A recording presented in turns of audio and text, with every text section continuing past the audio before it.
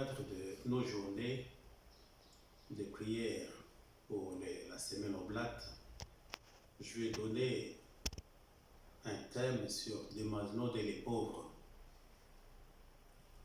L'Esprit du Seigneur est sur moi parce qu'il m'a consacré par l'onction pour porter la bonne nouvelle aux pauvres. Il m'a envoyé annoncer aux captifs la délivrance et aux aveugles le retour à la vue, renvoyer en liberté les opprimés, proclamer une année de grâce du Seigneur. Luc 4, versets 18 à 19. Monseigneur Charles Eugène de Masnode était né à Aix-en-Provence le 1er août 1782. Dès son jeune âge, il avait déjà le souci des pauvres. Par exemple, à l'âge de 4 ans, il était sorti avec ses habits somptueux de noblesse et était rentré avec des habits d'un fils de charbonnier. Il avait en fait troqué ses habits avec celui du charbonnier. Face aux reproches lui faits par sa mère, le petit jeune lui rétorqua: « Je serai le président charbonnier ». Avec le tourbillon de la Révolution française de 1789, va commencer une période bouleversée, difficile et tourmentée, car un monde de privilèges et d'injustice avait produit beaucoup de misère et beaucoup de pauvreté dans la société française de l'époque. Il a lui-même connu la route de l'immigration et de l'exil, parcourant l'Italie du nord au sud pour sauver sa vie, loin de son pays, et cela pendant 11 ans.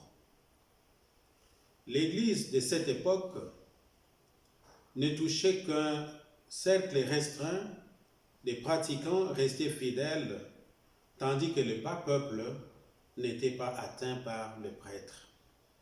C'est ainsi que le jeune prêtre Eugène de Masnode, à peine ordonné le 21 décembre 1811, sentira en lui la vocation particulière de se donner corps et âme à l'évangélisation des pauvres de Aix-en-Provence. Il s'intéresse aux plus abandonnés, des basses classes sociales qui ne parlent que patois, leur langue provençale. Voici le contenu d'un de ses messages aux pauvres. Domestiques, qu'êtes-vous selon le monde?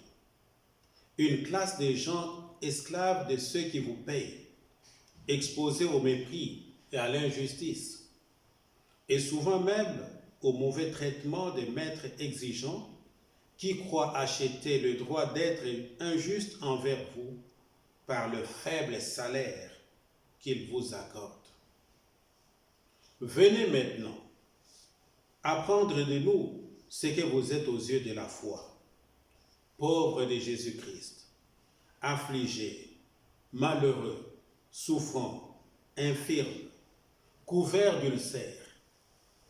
Vous tous que la misère accable, mes frères, mes chers frères, mes respectables frères, écoutez-moi, vous êtes les enfants de Dieu, les frères de Jésus-Christ, les co-héritiers de son royaume éternel. Dieu seul est digne de votre âme. Dieu seul peut satisfaire votre cœur.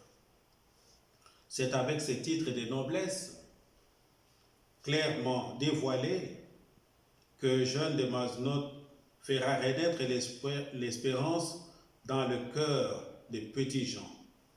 Avec enthousiasme et créativité, amour envers les pauvres, il tourne aussi son attention vers le jeune sans éducation chrétienne.